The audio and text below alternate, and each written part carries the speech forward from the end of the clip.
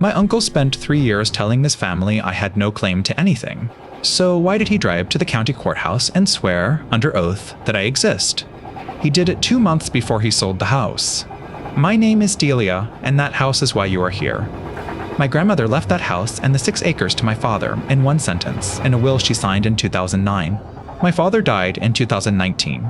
My grandmother died 3 years later and never changed a word of it. Her lawyer explained it in 2 sentences.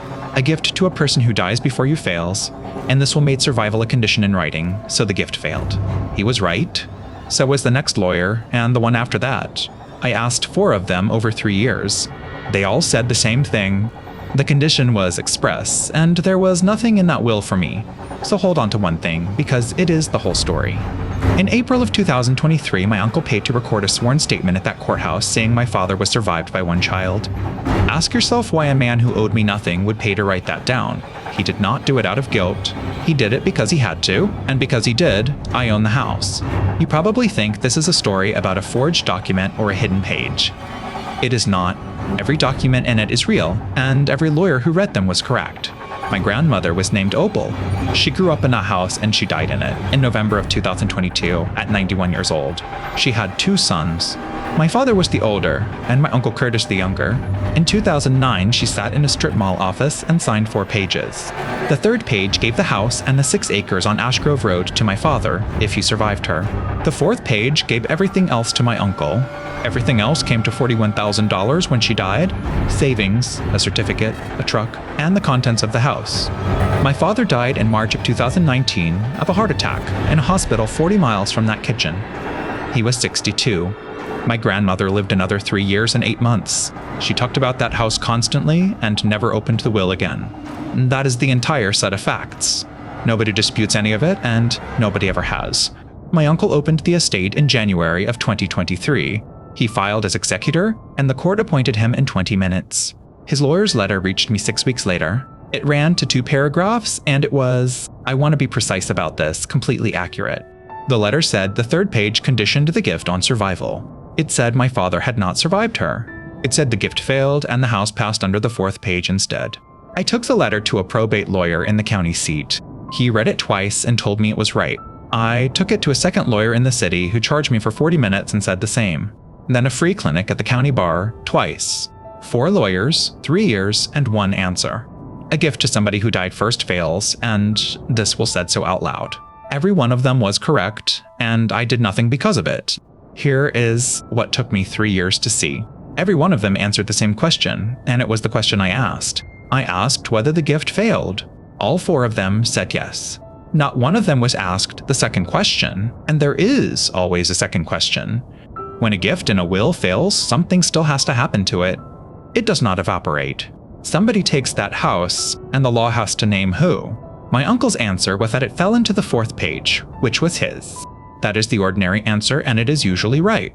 It is not right when the person who died first was the testator's own child and left children of his own. Then, a statute steps in front of that everything else clause and puts the dead man's descendants in his place. It does not save the gift. This is the part 4 lawyers and I both got wrong for 3 years. The gift still fails. The statute is not about the gift at all. It is about who stands where my father was standing. My father was my grandmother's son. My father left 1 child. That is the entire test, and I met it the day he died. So my uncle's lawyer had 1 argument left, and it is a real one. A statute like that yields to the will. If the woman who wrote it said she did not want it to apply, then it does not. His whole case is 4 words on the 3rd page. To my son Wade, if he survives me, read that fast and it sounds decisive. A condition, in writing, in her own document. Read it slowly and something is missing from it. Those words say what happens if my father lives. They do not say 1 word about what happens if he does not. There is no instead in that sentence.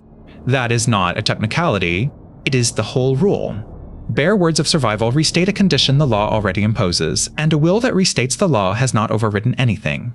To beat that statute, a will has to name the alternative taker. It has to say who gets the house instead, and my grandmother's will never wrote that sentence. Her lawyer in 2009 charged her for 4 pages and left out the only sentence that mattered. She never knew, and my uncle inherited that gap for 3 years.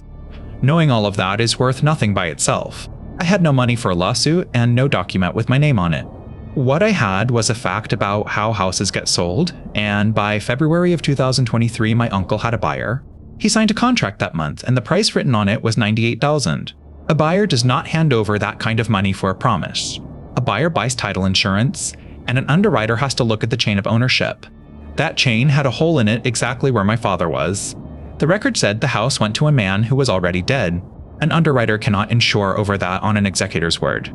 It has to know who could claim that house because anyone left out can surface later and unwind the sale, so the underwriter asked for the ordinary thing. A sworn statement recorded in the land records, accounting for every person who might claim through the will. That statement is routine. It is prepared in an afternoon and costs almost nothing to record, and my uncle's lawyer prepared one in April of 2023. Think about what that statement has to contain to do its job.